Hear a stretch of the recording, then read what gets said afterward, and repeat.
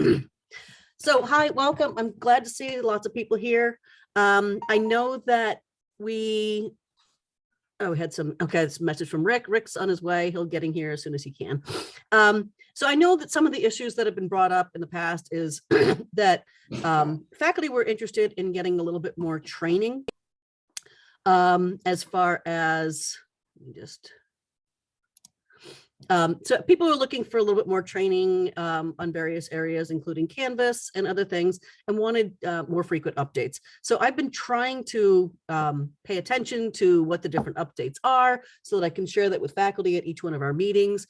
I'm actually on a listserv that tells me what's going on. So if there's some new functionality, I find out about that.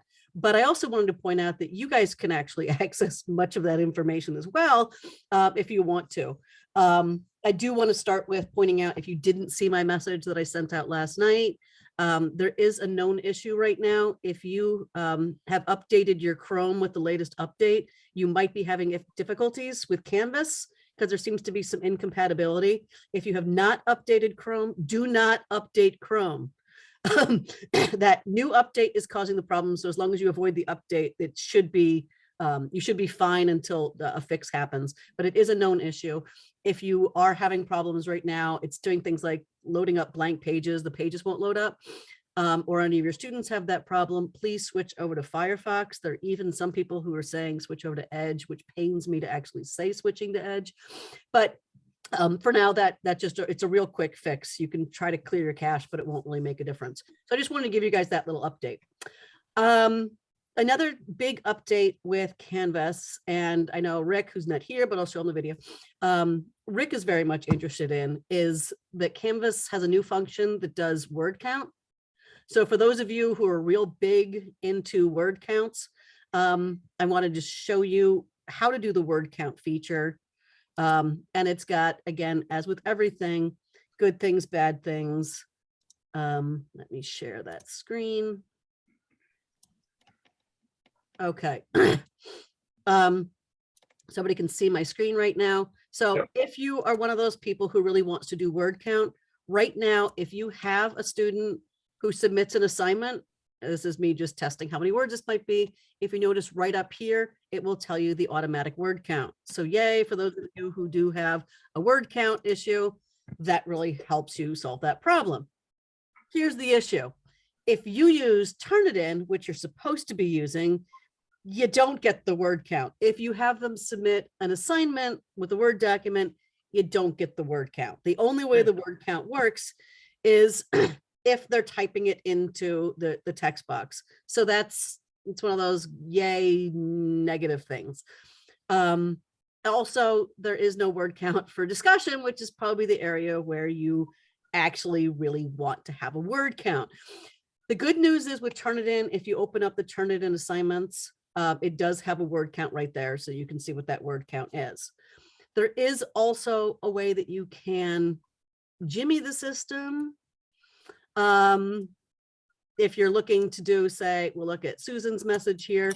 If you want to check with a student and see, do they have the appropriate word count? One thing you can actually do is, if you notice, like when you're typing a message, you see your word count. If you go to a student's assignment and you try to edit it, it will tell you right here at the bottom exactly how many words it is. And then all you do is cancel, so you can get a word count that way. For those of you who are going, okay, that's way too irritating, I want to just a really fast way. And I know Rick was mentioning what he does is he copies and pastes the comment into Word so that he can get the word count, which is a little bit irritating. So I found another workaround for you guys, which unfortunately is through Chrome, which might not be working right now. But there is, if you see the little different extensions you can add, there's something called Word Counter Plus that you can add as an extension. And then what happens, so if you really want to know, how many words this is, it's the easiest thing in the world once you install it. You select those words, you right click, it gives you the Word Counter Plus option, and bam, that's exactly how many words, how many characters, average word length, and what your longest word is. So I hope that helps. I don't know if anybody here is big word count people, but I think that's going to be it's a new fun thing if you're really looking into that.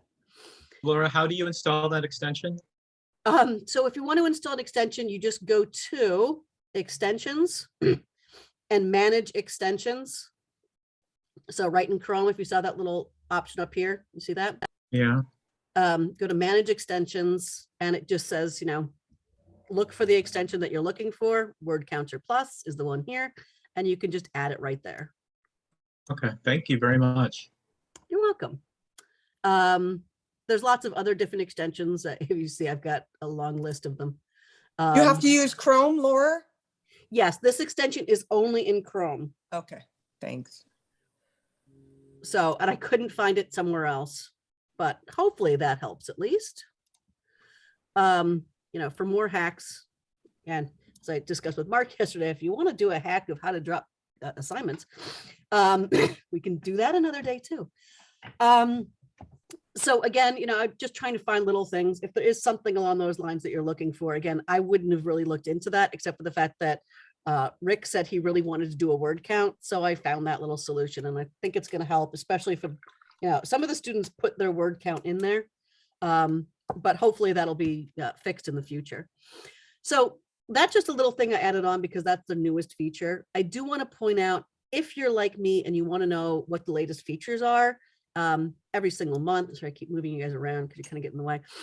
If you want to know what the newest features are, you get that list automatically.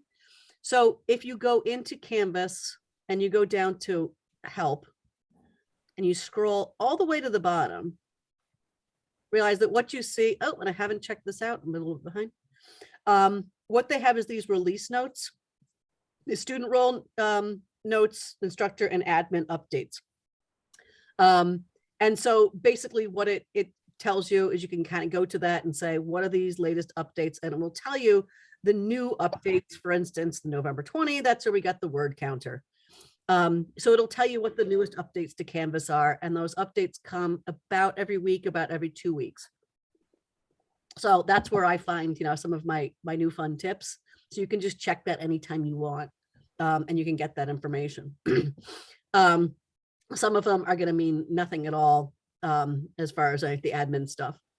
And some literally are things like we changed the term from write to written or something. But those are right there. Now, one thing that I discovered, and I've mentioned this to you guys in the past, is Canvas does webinars, and they're, as far as I could tell, there's no set schedule. But Canvas does periodic webinars where you can sign up through LinkedIn or through Facebook, and it will just, that you get a pop-up that says, hey, there's a webinar going on. They seem to occur around 12:30 on random days. But these different webinars, they pop up on my phone, and one came the other day and it talked about the training services portal. And I was so excited because it's the training that you guys have been asking for all this time. And I just wanted to, I'm not going to take you through the training because it's there, they've done it for you, but I wanted you to be aware that that training portal was available and what exactly it has to offer and how it can necessarily benefit you. Now, I recognize some people here, so I know that you've been doing Canvas for a while. There's other names that I know that you might be new. I know personally, if I was hiring new faculty right now, I would require this training because it's that good and it's that spot on.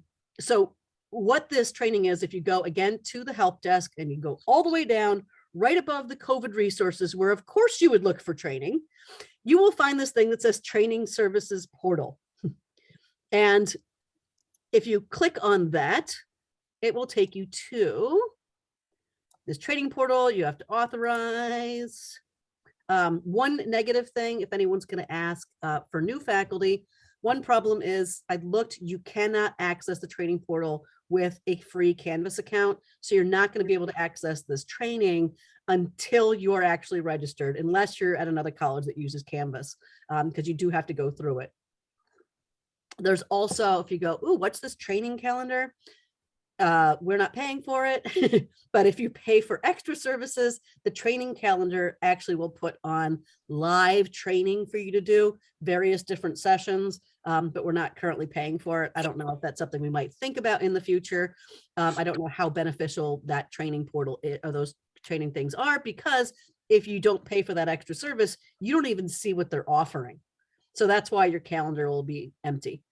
But when you first log in, it will take you to this training portals.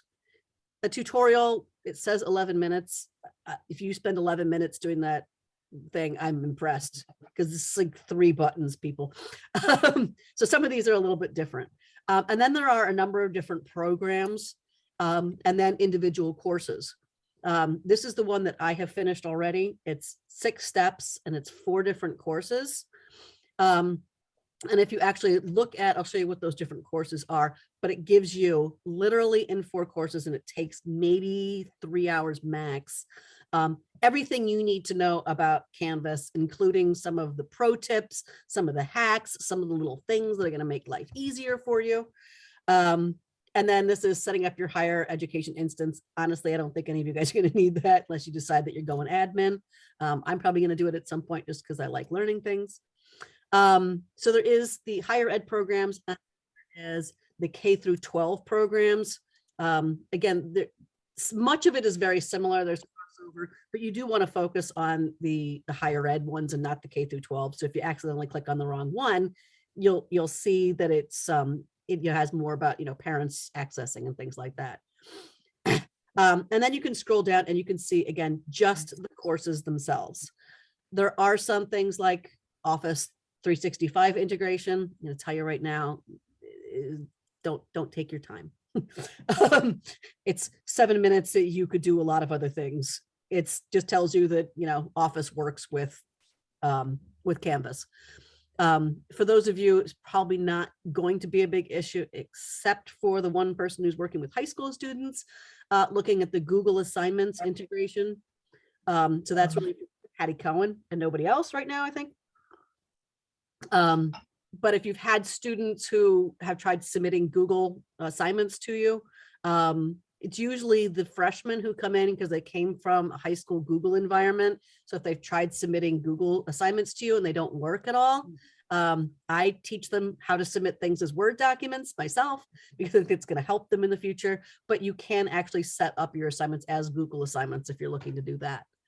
The other courses, these are the 4 main courses which are actually in that whole training portal. And again, you know, they're somewhere about an hour each. These will really help you just as a refresher, some tips and tricks. I also want to point out that if you can do that whole sequence, you can do all of them all in one, and then it will give you credit for them here. Just to start it, there's also some options when you do the training. Oh, I got something wrong. This is my one question that I got wrong. I've just shared my shame to you. So what it is you can sort of start here and it will show you the course. It goes through, again, some things about how to, you know, set up your homepage for those of you who are doing it. And then there are different videos that you can watch, which will show you all the different options for each one of these different things. There are some real benefits. If you're like me and you probably know most of this, you can also speed it up. So I watch these by putting them on speed 1.5 or double, which is pretty crazy. So you can speed up to the different things you want. I also think that this is great because it's got a little agenda. So I can tell you, like, the agenda things, I would go like, you know, you can kind of zip through and go, wait a minute, trainer tip, end of homepage. Yeah, that sounds like something I want to use. So you can just scroll right to, yeah, there we go. 521, what's the trainer tip? Is used as the homepage, so learners have a chronological list of items they are doing in class each week. You know your subject and learners the best. Choose the homepage that best connects with your learner. So you really get this idea of exactly what you want to do. Again, the table of contents makes it so if you're a pro learner, zip through and get to the stuff that you know, and you can kind of really get to the end. And then it takes you on to the next question. So modules are not an option, decided, true or false, and then you can move on to the next question until you finish. Once you've finished, and this is another benefit, again, for those of you who are like, listen, I don't have all the time in the world to just keep doing training. I know people teach at different places. One of the real benefits is when you finish these courses, You can actually get this if you have an account with Badgr. You get badges for it, and those badges you can put right into LinkedIn to say, I have done Canvas training. This is portable, so you can take it onto your next institution. So if you go to another place and they say, we require all of our faculty to be Canvas trained before they start, I'm sure that everybody here has done training at various places. I just finished one in Blackboard, where I'm like, yeah, I've only used the program for 16 years. Well, it's just, brush up on it. But you can show this to another college and say, listen, I have Canvas training through Canvas. I have proof that I know the program. And then there's a little certificate you can do at the end that you can print out. If you really like, covering your walls with certificates of I took a training session. But you can also send that training certificate onto your boss and say, I completed each one of these trainings. So there, it keeps taking me back to my shame. My one question I got wrong. So I think it just wants to keep reminding me. You're funny, Laura. It is. I was like, and by the way, that question's wrong. You can find that on there. I double checked that question. So I'm right, they're wrong, but they keep taking it. So again, if you start looking at it, what you can, and I would suggest, check out one of them and see if you like it. And then you can do the whole training if you want. And I'm assuming this is the real basics as far as, again, it's these main four. Sorry, I'm trying to change there we go. So these four are the main thing, how to open Canvas. And a lot of that goes through the stuff that I've talked about, like how to go through your notification preferences to make sure you're getting all the messages you need from students. It goes through how to use calendar and inbox. And actually the calendar feature showed me that it's when you're developing a course, and I love it, you can just develop your assignments right in the calendar, and then you can put them into your course later. So you can really structure a course the way that you want. So I thought that was a fun feature that I discovered. And then how to use rubrics, how to use gradebooks. So all of these different features are really in here. And again, it's worth a little bit of time, even again for, the newer instructors or for people who've been doing this a while. I can't recommend it enough. And Laura, this is all under that tab, right above that COVID, the tutoring or whatever it's called, the training. It takes you right to this page, and you can do all the training. I will tell you, Great. gets a little twitchy when you kind of get in here, where you kind of go to one thing and then you go, wait, what happened to my things? But like if you actually go up to here, sorry, now I'm not saying, oh, there it is. So if you go to My Learning, that kind of shows you what you finished already. And once you get into My Learning, it kind of can be a little hard to come back here. But you can just go back to the homepage. But yeah, you can get all of this training by just going to that link. It will ask you to certify each time that you log in, as you saw it did for me. But then you can get in and do all of these courses. Again, those 4 courses are really good. This one is going to be my new thing because I haven't had a new program to play with lately. And if you look at creating new quizzes, there's old quizzes and there's new quizzes, and they both work within Canvas. I don't know if anyone's tried using new quizzes yet, but new quizzes has some really fun things, I think, especially for people in health services, because they have some things where you could literally show and say, point to different parts of the body. And it just has some neat, fun questions that, that aren't all over the internet right now. So the students at least can't cheat on them the first time. So I do suggest, if you have a little bit of chance, that's the last one. If you want to start doing something a little bit more fun with your quizzes, that one is more of one that I did for fun. SIS integration, if you notice, I started it and stopped it. It's not something that you're really needing to look for. I'm looking at the questions right now because I see things coming in. Does Canvas have training for students we could make mandatory for them to take before starting their online courses? Canvas does have training for students. I don't know if we could make it mandatory. I would love that. But Canvas is really, really very much involved with Badgr. So we could certainly I'm sure that they have a badge for the students as well. So we could encourage students to get the Canvas badge before they start. The good thing about Canvas, in contrast to other learning platforms, is Canvas is pretty easy for the students to figure out. The other ones, not so much.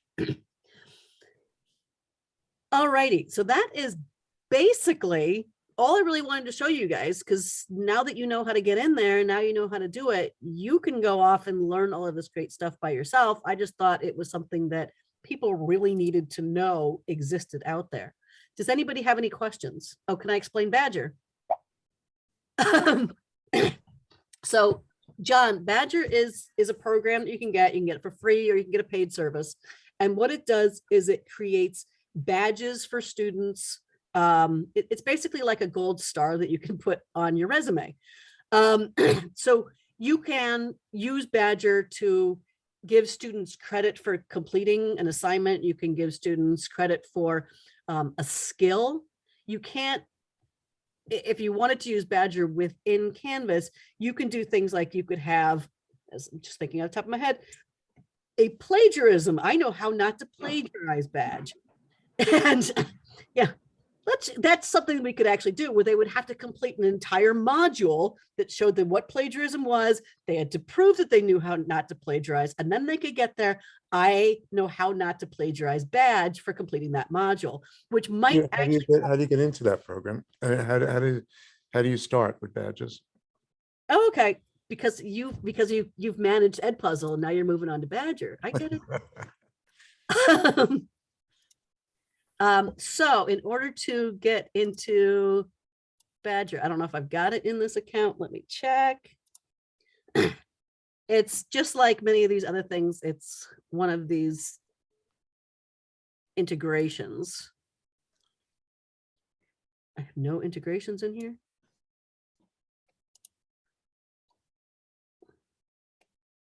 There we go. Okay, so I put nothing in this course whatsoever. There we go.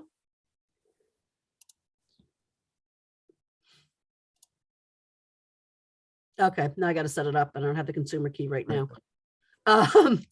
But so the answer is just like you would set up any other apps within within Canvas. Again, going into you can go to Badgr. And what it does is it then allows, right now we do not have Badgr Pro, because that's the paid function. But if I'll bring you into my Badgr account, let's see if I can do that.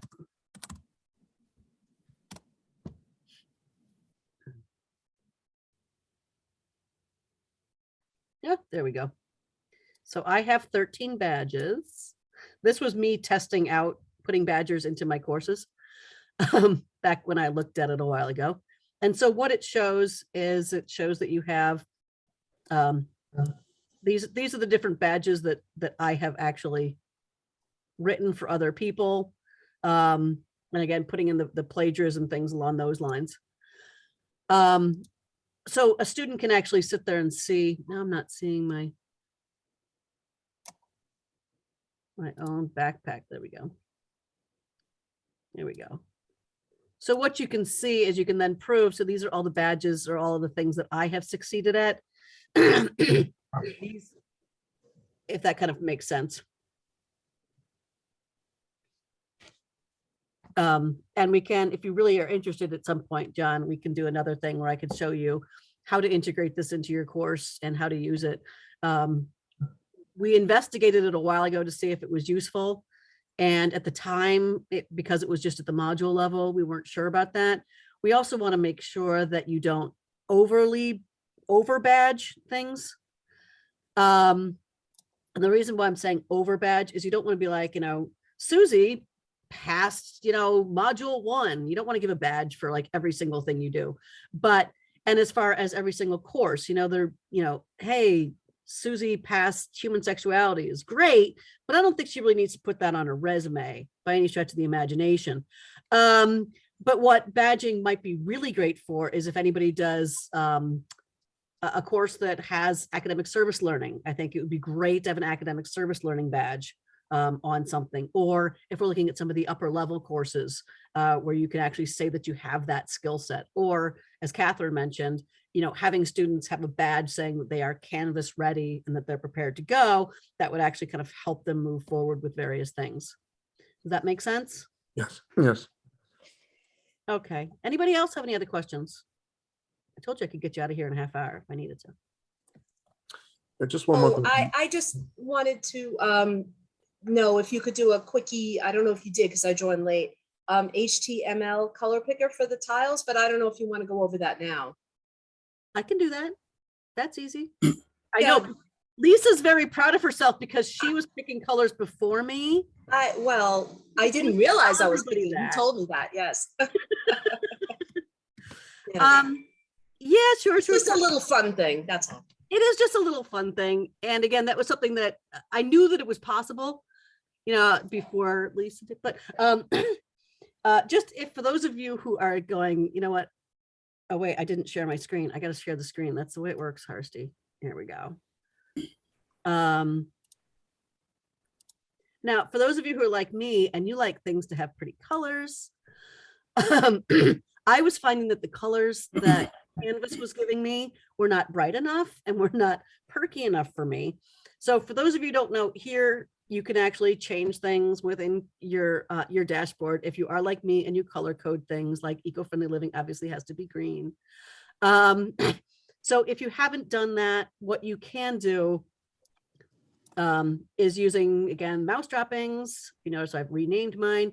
You can do this and you can rename or nickname all of your courses. So if you have a number of courses which are a little bit confusing, I've, pointed mine out as, EFL on-site versus my ones. And then it will give you this selection of different colors. And that's great, except that this was not enough color for me. And it was obviously not enough color for Lisa. And so what you can do is if you look at this different code, and this is why I'm like, I knew something was going on. If you know the code for different colors, you can change it to any color of the rainbow that you want. In the event that you're like, how do I do that? If you Google hex color picker, you will get a function that looks like this. So you can actually sit there and go, I want the perfect Berkeley blue. Which one is as Berkeley blue as possible? And you can kind of go there and go, okay, right there. That is the perfect Berkeley blue. And then go right here. And this just allows you to copy it. And then you can go back to your dashboard and you can add, here's the cut and paste, the perfect Berkeley blue. I guess I already got the perfect Berkeley blue before, to your tile. So that's the hex color picker. It's just a fun thing if you're like me and you like organizing things and giving everything different colors in order to kind of, organize your tiles. But no, I hadn't covered that yet, Lisa, so thank you. I have a question in terms of, we have to do videos at least once a week with the students. So I haven't had much, I had success in the beginning, I guess, when I started teaching about 2 years ago, but now it's really kind of fizzled out. Like it's not exciting anymore, I guess. Zoom, everybody's pretty much zoomed out. Is there, because I used to have the most success on Wednesday nights when the discussion boards were due. Is there a way to tell in Canvas, like what the most popular times for the students that the students are in there posting, and then kind of like maybe work my way around that? Time of day, no. It only tells you which pages they go to and how frequently. Yeah, I've seen that. I've seen that. Yeah. The answer is I think we've all discovered this. When we first all went online, there was a lot of students coming to the meetings. And then the students realized that they didn't have to come to the meetings, and then they stopped coming to the meetings. So it's definitely that required factor that seems to make a big difference. I know that I personally have a lot of people who come the first week or maybe the second week even to my meetings, and that's because they want to learn about the syllabus, and it's really beneficial there. The real problem is if we could figure out a time when all the students were available, then we'd all put our classes at that time. And then then Yeah. the students have 6 classes all at the same time. Is there, do you know if there's anything like in those trainings, in that training service portal where we can maybe like search, like student engagement, just to kind of like engage with them a little bit better? Like, is there kind of engagement training or? No, I can tell you that if you're some of the things where you're actually going to reach the students the most, and it's just taking into consideration where the students go. And I can tell you, if you look at, you've seen those engagement things, so you know that students hit the homepage like 400 times more than they hit anywhere else. Yeah. So doing a dynamic homepage really reaches the students quite a bit.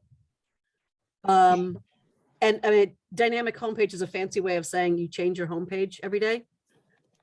But what you can do, and I usually change my homepage a couple times during the term, is I set like a week 1 homepage, which has all the stuff that we're supposed to have on our homepage. And then I have like a week's 2 and on homepage, which just gives them all of that information that they need. So if you change that homepage, you're going to start reaching those students a little bit more.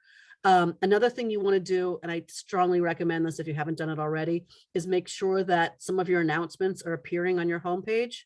Does everyone know how to do that? Because it's a function that's really weird. So I will show just in case. I'll take you into this course. So as you can see, and this is where, again, you're going to start getting them if you make sure you have recent announcements here at the top of your homepage. That's going to make sure that the students see those, because the students aren't going to go to announcements otherwise. Who are we kidding? But you do want to make sure that they are on your homepage. If they are not already showing on your homepage, you need to go to these really simple steps that you obviously would have thought of, which is going to settings, scrolling all the way to the bottom of settings, clicking this teeny tiny more options button, which obviously you should have seen because this is tiny blue words at the bottom of a page. And then down there, you see this option of show recent announcements on course homepage, and you can pick however many you want to do. Don't pick 15. Don't be dumb. All standards will tell you 2 or 3 more recent announcements is all you need to actually do right there. But that will allow for a lot more things. So again, if you're ever looking for something that seems to be super hidden, it's often hidden in this more options button down here. Is that helpful at all? Laura, is there any advantage to using Google assignments? Google Assignments is useful for the incoming freshmen who are accustomed to that, and that's the only way they know how to do things. That's one function. The other benefit is, and this is probably stuff that you don't do, is within Google Classroom, what a teacher can do is if there's like a form they want all of the students to fill out, you can send that, you can like do one document and send it to the students, and they all get their own individual link. So each one of the students can fill out their own form, or their own, their own document. I don't think we do that a lot. So I don't know how much that would be a benefit. I see my son do it. He gets, Cyrus, here's your assignment. And so the Cyrus only link. So I think it's very useful for high school and lower level, but I'm not sure it's necessarily something that we would be using. I think the primary thing is the students come in. So for the freshmen, it would help them, but I think we kind of need to teach the freshmen how to use Word and not Google Forms. I have a question. Maybe it's not for this call. Maybe it's for, like another session, but how do you, sometimes I have students, they ask me for extra credit, and I only teach a 7-week class, but like, how do you incorporate extra credit? How do you insert that? And maybe that's a different training. I don't know. It could be a different training, but I could answer that. Yeah. The answer is you need to understand how Canvas calculates grades. So the way Canvas calculates grades is, and this is like me being mathematical, I'm very proud of myself for my math skills here. What Canvas does is it adds all the numerators together and then all the denominators together, and then divides the numerators by the denominator. Yeah. So we're all still with me on math, because that's as mathematical as I'm going to get. And so what it actually does is if you create an assignment, which is what a lot of people do for an extra credit assignment that is worth 0 points, then every point you award extra points toward their final grade. So that's the easiest way to do it. Does that make sense to you? Yeah, it would just be like on an individual basis. It's not like I have everybody asking for extra credit and I don't want everybody's points to be skewed because of one person, you know, just like individually. Yeah, and so that's if you do that extra credit category, that's probably the easiest way to do it. Another way to do it, and this is something that actually I've got it in, we're gonna go outside of Berkeley for a minute because I've got it in another college. So leaving Berkeley right now, I have this in this particular course where they have 15 possible assignments that they can watch. It's 15 different puzzles. And what I've done is I've said to them, you only need to do 10 of those puzzles. And so if you want to say cancel it, say you want to have like 10 quizzes, you want to drop the lowest grade. So what you do is you go here and you create a rule. In this case, you see I have 2 rules. And the rules here are that I ignore the lowest 5 scores. So if a student skips, if they only do 10, the zeros go. If they do some and they want to raise their grade, it can do it there. And then you can add other things of, you know, in this case, I say, I drop don't see that. I'm sorry. I don't, are you showing us the rules? I don't, oh, I'm showing the wrong screen. Sorry. oh, I'm looking at it. sorry. No, it's okay. I'm showing you the wrong program. Okay, now you can see it. Yes. Okay, so in this, I have the 2 rules that are right here of drop the lowest 5 scores. And so that's just in the edit function here. It gives you the option of, you know, here's the assignment, here's the percentage of the grade, drop the 5 lowest, and then scroll down here and you can say, listen, I'm never going to drop the Mayora Carter Ed puzzle because that is amazing and fabulous. So you can add, if you want to say, listen, I'm not going to drop these 3 assignments, but I'll drop another one. That's one good way to allow for things like that. So it's not exactly answering the question you're asking, but it really can help with trying to help with, you know, sometimes it's like, let's be serious. There's what, 12, 15 weeks of discussion. If they miss one, everybody can miss one discussion. So you can easily drop that grade. Make sense? Yes. So, and again, the other option is, and let me go back to sharing again, the correct one. I should just share my whole screen to make it easier, but I don't know what I've got open right now. So the other option is, you see, you could just add an extra credit category here and say it's worth a certain percentage. And again, as long as you're making it out of 0, all of those extra points are going to make a big difference. Sound like what you're looking for? Yeah. I have to play with it a little bit, but yeah, it definitely in the right direction. Thank you. You're welcome. So I've done, I know some people are signing off because I got all the basic information. Are there any other questions? Well, now you say I can't. Just so you know, Barbara, I'm not checking all the chats so quickly. And Catherine, what is your contrast checker? Is that because some of those colors are not good? We just have to make sure that everything is WCAG compliant. So when you're choosing colors, you just have to make sure that first of all, if they have color blindness, if the difference between the text, the font, and the background, that they don't just blend, and also to make sure there's enough contrast. So you could either look up like templates of like, you know, good, I mean, they're out there with good color contrast.